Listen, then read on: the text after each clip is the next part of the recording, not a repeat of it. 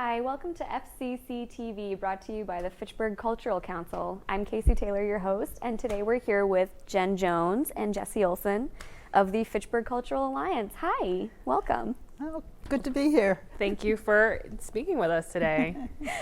Oh my gosh, it's so I think we just covered, we're all very nervous. This is our very first show, my first time interviewing. So why don't we just start out by having you introduce yourselves in the context of Fitchburg, in the context of the Alliance. I'll go ahead because I'm the oldest here. So I've been a Fitchburg resident for, I guess, almost 30 years now. And I started working in the public schools. I was a music teacher, then I went on to become the director of arts and after-school programs, and I loved it. I retired in 2012, but during that time, I was also the chair of the Fitchburg Cultural Council at one point. I think it was in 2000, and the mural on Main Street that's on, actually it's on Boulder Drive that you see, that was one of our first, the Fitchburg Cultural Council's first project. So we're very proud of that. That was when Mary Whitney was mayor of the city. And then, but I think it was around the same time I was invited to join the Fitchburg Cultural Alliance. And because they wanted someone from the public schools that would be representative on their board.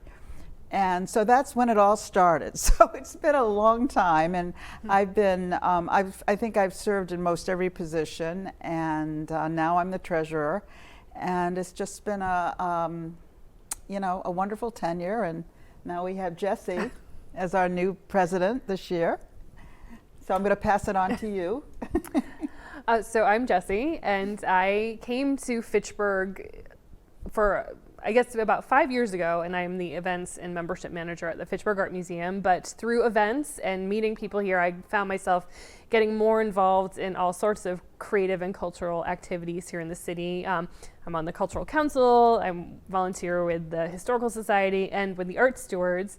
But because the Art Museum is a member of the Fitchburg Cultural Alliance, I got to start participating in meetings, and last year I volunteered to be secretary, and this year I was elected president. So very new. Wow. Yeah. But I'm very excited to be part of this group. There's a great history of events and coordinating and promoting culture in the city, and I'm very happy to be part of that and to help amplify some of those voices. Beautiful, thank you. So the Fitchburg Cultural Alliance, we've already gone over a little bit of what you do as an organization, but specifically in the past 2 years, so since the pandemic started, how have you guys been operating as a community organization for the community? What have you guys been up to? Well, I just want to say too, I think this is a great idea that I don't know, I think that the Cultural Council has come up with to have a show like this. And I'm also thrilled that they're going to be, the Fitchburg Cultural Council membership or people on their committee, will be on the show later, because they always get the Cultural Alliance and the Cultural Council, everybody does, mixed up. And even I have to watch my language because so correct me if I go off and say Cultural Council. But anyway, I think that has been, I get correspondence a lot from the Cultural Council, Anyway, so I hope that we can, between the two, shows, we can make it clear to the public who we are. The Fitchburg Cultural Alliance started in 1978. They were just a group of cultural organizations in the city of Fitchburg, the library, the museum, and basically what they wanted was to promote the cultural organizations in the city so that people will come to the performances, people will engage in the arts. And this was back in 1978, and then they became a 501c3 in 1983. And Peter Timms, the former director of the Fitchburg Art Museum, was instrumental in getting that that designation as a nonprofit. So we owe a lot to him, because through the years, you know, like any organization, fledgling organization, it grew. And but what I find that's really fascinating is the original mission is still alive and well today in our organization. So that the founders really kind of knew what they were talking about. Because they were having the same issues. They wanted to have a network of some kind. They wanted to support each other.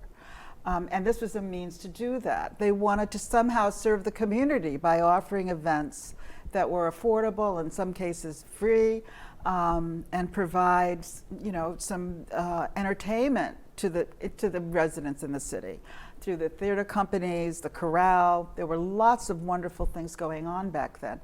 And then they also wanted to, you know, just give them their own, you know, talk about the arts in a way that that I think we don't do as much, and from a point of view of you know, what are the trends, what are, to sort of be on top of what's happening. And it was, so we're doing the same thing, except we're bigger now. We have more institutions or cultural institutions that are part of our group. We also have arts associations, we have community organizations, we have individual members that are artists, business supporters, just anybody who really has the arts as a focus for themselves or for what they do. So we're really excited that we're in the last few years we've increased our membership, and we're now we're collaborating with the city on some of the projects that they're doing. And so that brings us into May 2021. Wow. That is so exciting.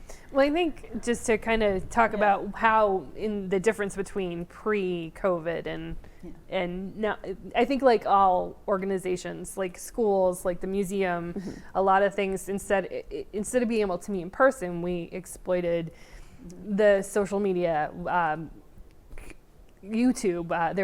We're trying to, in the effort to promote all the cultural organizations, we're using all the electronic and internet, because that's how people are. That's how people are connecting. They're not going to live events, and so that it's creating these virtual meetups and just having and giving some, again, more volume to what people have been trying to do, because so many of our artists have been struggling to find audiences from their living rooms, and so we've been a resource in that way. But also grants. The Cultural Alliance has been offering grants for years, but there was a grant cycle this year as well. In fact, one of the projects had a successful reemergence out of the virtual world and into the live world. Stratton Players put on a production up at Forest Hill Cemetery a couple weeks ago. So it's, the Alliance is an agency, but a lot of the organizations themselves have been able to succeed in spite of COVID. So beautiful. Yeah, we had to step up our game big time, and we have a newsletter that comes out twice a month. And Jessie mentioned the YouTube channel. So anybody out there, if you're watching, if you have a very creative video, if you're an artist yourself, or if you have a studio, walk around with your phone, take a really cool video of it and send it to us, because we want this to be, you know, the newsletter and the channel to be open to everybody to share. And it'll give you another audience too. So promotion. We also have the Music for Youth program, which is, we have, thanks to Monica McNamara and Daniel Cormier, had a huge fundraiser. This is pre-COVID, where we raised so much money for free lessons or discounted lessons to deserving kids in this area. So we really want to continue focusing on that. We did provide lessons remotely on ukulele, and some teachers did some lessons on guitar remotely. And we work with the community music school at Fitchburg State University to give some scholarships for students there to continue lessons. So we also, I think, really want to focus on what's going on within the schools in terms of access for the arts. And this month, on May 13th, we're having the Janet Cragin Youth Arts Awards. And we didn't have it last year because of COVID. Yes. So this year we're excited. It's going to be at the Pavilion outdoors at Sima Park, which is a beautiful venue. And we're going to recognize 24 students in middle school for their achievement in art, music, drama, and media arts, which is a new category, and writing. Beautiful. So we're excited. So that's something coming up. So is that a public event, or is that a ticketed event? Well, it's for families, but we'll be advertising it. There's no tickets. It's at the Pavilion. We wanted to make sure that there was enough space and distance for everyone to sit, and the Pavilion is set up for that. Will be set up for that, and so yeah. Excellent. Switching gears very slightly, speaking to the municipality, I know that a few people, hopefully some of our viewers are aware, Fitchburg's economic revitalization plan hinges a good amount on the creative economy. As leaders of the Fitchburg Cultural Alliance, why do you think that the creative economy is a key component for this plan? And how do you see this working out in the future? Well, there's a lot of businesses and individual businesses that are cropping up. People were at home and they were turning to talents or innovating when jobs changed. So there are some new businesses that are going to be opening in downtown of members.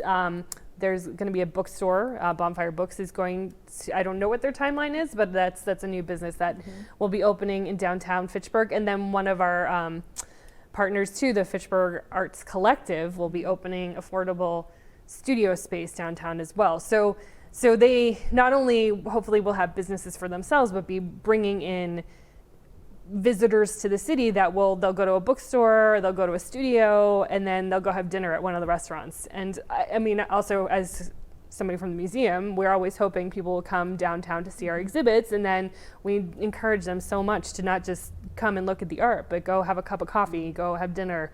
And so the art, coming to see the art and enjoy the art, becomes a day-long experience, and then helps all the other businesses in town. One of the things that Jessie was mentioning about the Arts Collective, they're a new group in town. There's so many arts enthusiasts here in Fitchburg, and people. There's what's happening in the arts. There's lots of social media groups that are out there promoting the arts. And it's a really wonderful time, and the Art Stewards program, which Jessie's been very much involved in Newvue communities, and the museum, and that has brought out so many people. Had their purpose was to make them aware of what's going on in the city and the opportunities available. And so the Arts Collective, whose membership is from the Art Stewards, really. They came to the Fitchburg Cultural Alliance and asked us if we could help them with their projects, because we were an established 501c3.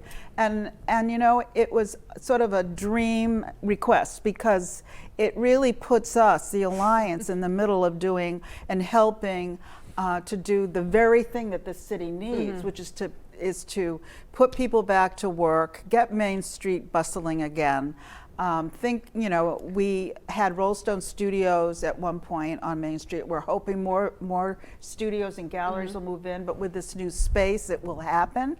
Another thing that we've started to address the economy, because so many places have been out of business, restaurants have had to close, live events we all miss is we will be coming out with the very first Arts and Culture Directory of North Central Massachusetts. Wow. And, Okay. and that through Sitka Creations. You all know Tamar, who is really dedicated herself here in Fitchburg, and she's a mover and shaker that makes things happen. She shakes things up in good ways, and so it's going to be a very impressive directory. It's full color, and it's going to highlight all of the individual artists, the studios, the recording studios, the frame shop, the music store, all of the venues, Hollis Farms we've got in there. I mean, we have, I think, captured for the very first time a good sampling of the arts and culture venues that are businesses that are here. And I think people will, it'll be a free directory. And I think they'll be very surprised when they open it up and they see the amazing things that are in our region. We have a few from New Hampshire too that do a lot of business here. The arts like to come here, and as well as Clinton and Lancaster and Ashburnham and Princeton. So I mean, we really hope that this is a success and that we can maybe do this again soon. It's a lot of work, big project, but I think the timing's good. Yes. Because people are starting to open up now, and they want, it's a good time to get the word out. So we're very much involved with that. And it's not just a resource for people who want to consume art, but it's also for artists who want to learn about where they could go as a venue, or resources if there's somebody who can help them with marketing, can help them sell their art. So it's helpful all around. Excellent. Yeah. And is this a physical, like a brochure? You said full color. Is it going to be printed, or are we looking at like a digital? It'll be printed. It's going to be like a magazine. I don't know if you're familiar with the Johnny Appleseed Guide, which is beautiful. They do a beautiful job. It's going to be very similar to that, except our focus is not so much things to do in North Central Mass, although some of the places that we're highlighting, like the museum and the Russian Icon Museum, places in this area you'll want to go and visit. But we're mostly just, I think, promoting all of those assets so people are aware they're there, and to stop by, visit the Historical Society.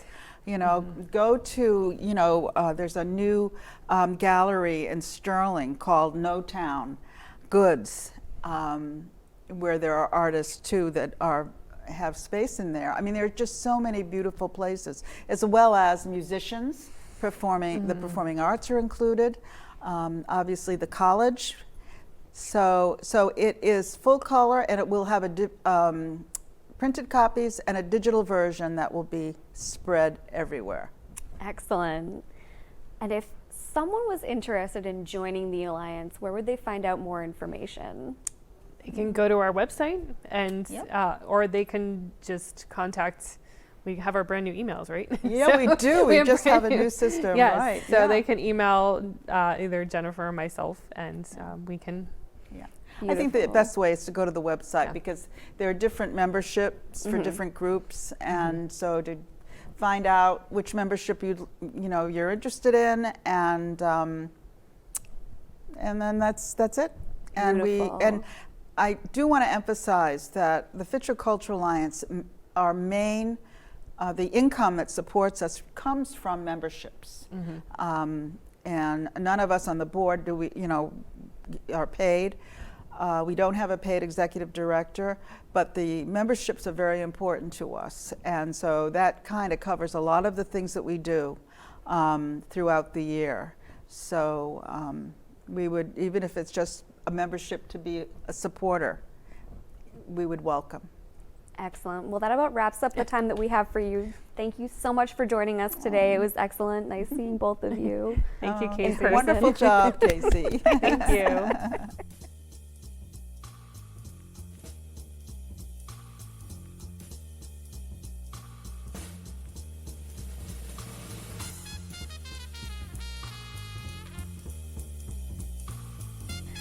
Hi. Hi, welcome to FCC TV, brought to you by the Fitchburg Cultural Council. I'm Casey Taylor, your host, and this is my friend, Tamar Russell Brown. She's here with us today to talk to us about Fitchburg Open Studios. Tamar, how are you? I'm doing good. I'm really excited to be here. Super excited. All right, well, why don't you tell us a little bit about Fitchburg Open Studios? Cool, sure. So Fitchburg Open Studios was started by, the idea came from Peter Capadagli at the Boulder Art Gallery, which is at the end of Main, around the Common.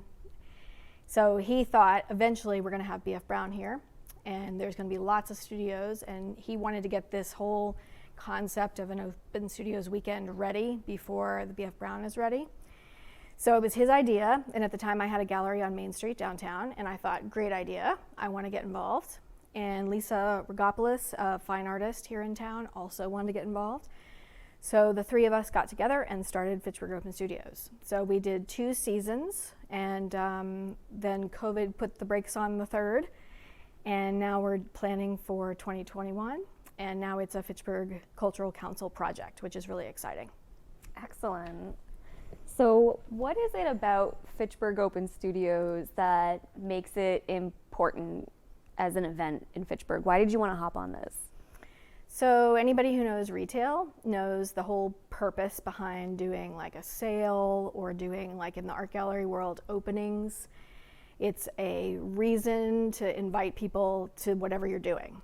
So it's a reason to advertise, and it's a reason to get people to come. So the Fitchburg Open Studios weekend is similar to other art tours. Like you can go to New Hampshire and you can get a brochure and you can spend the weekend looking at art, and a number of galleries and artists will sign up to be part of that tour. And so it's really a marketing ploy to get people to come to a designated place to see art, basically. So that's the concept. So it's really important because it allows us to get everybody in town on board, and then we advertise and people come on a designated weekend and we get traffic, excuse me. So that's really the whole purpose of doing this Open Studios weekend. Excellent, excellent. That sounds great. Is there a restriction to who can participate in Open Studios, or what is the application process like? So you would go to fitchburgopenstudios.com, and the application is on the website, and it gets mailed or dropped off or emailed to the Boulder Art Gallery, and Peter is thankfully accepting applications from people. But what's interesting is in past years, we invited other towns that adjoin Fitchburg to participate. And I think some artists did okay and others didn't do so well. So we would be happy to engage other groups that are outside of Fitchburg that want to participate. In fact, I think Leominster, they popped up a group of artists at the City Hall, and that worked out. The Gardner Area League of Artists participated a year. Also the School Street Studios in Gardner participated, but we really want to invite everybody this year to come to Fitchburg and choose a pop-up location so that it's a little more centralized and we can kind of like focus the publicity on getting people to come into Fitchburg.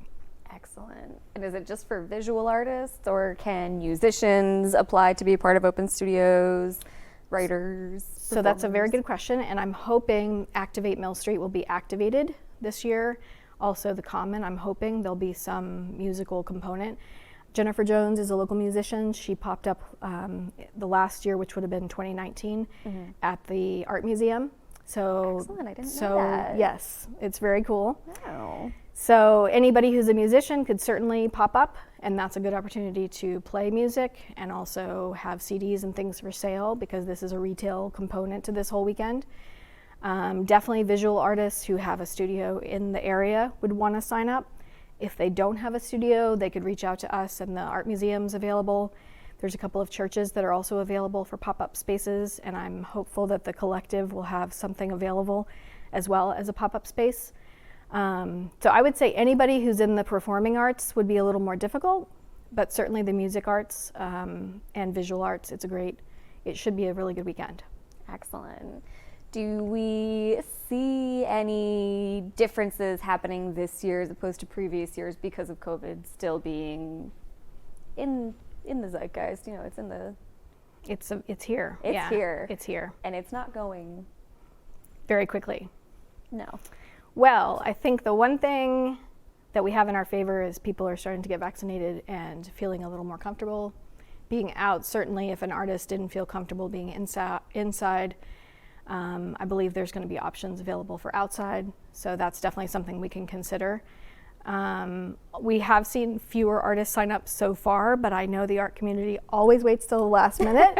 That's the way it goes. It is. So I'm expecting that we'll have some signups a little later. And I think people are open and wanting to do stuff. So I think the fact that it's still going to be warm outside, we're doing it earlier this year than last time. It's still possible that you could, see what's available to see without being in a crowded environment. So I think it's going to be good. Nice. Let's talk dates. What date are we looking at? What month are we looking at? So we're looking at the month of September. Okay. And it's the 24th and 25th. And so it's both days, Saturday and Sunday. And generally, I just want to say from experience, we were part of it in both cases. We had about 36 or so artists participate. And throughout the day, we had between 30 and 70 guests come through, but it's very much staggered. So you're never going to have, like an art opening, you'd have 100 people in at once, right? This is very much staggered guests all day. So you might have a couple come in and then one person and then a group of 3. So I would say to anybody who would like to participate not to be too nervous, because you're never going to have a crowd. That's just not really the way this functions. Okay. So it's the last weekend of September, and it should still be nice. It's usually the Blacksmith weekend, Blacksmith Festival as well. So it's coinciding with the Blacksmith Festival Yes. this year? Excellent. Wow, that is going to be such a good weekend. Yes, it will be. Oh, I'm so excited. Yes, it will be. Do you have any particular highlights from previous years that stand out in your memory? Anything that you're extremely fond of? I just liked the comments that came from people in the community. Like somebody got some brochures into not a barber shop, like a little salon, a little boutique where they worked on ladies' hair, the older generation. And I had a group of older ladies from the community that came into the gallery, and they were thrilled. And they were like, we had no idea this kind of stuff happened in Fitchburg. Normally we go to New Hampshire. So like those kind of comments to me were key, because it shows us that there are people here that want to do these kind of things. They feel like often they have to leave the area to go on art tours or to see galleries. And this weekend provides us in Fitchburg an opportunity to show the region that we are capable of doing something that's really creative and that will bring people here from outside the region. And that's really the goal. So I'm excited for that reason. Absolutely. And that helps bolster the creative economy and Fitchburg's local economy. And wonderful. I'm very excited for that weekend. Yeah, me too. And I have another experience too.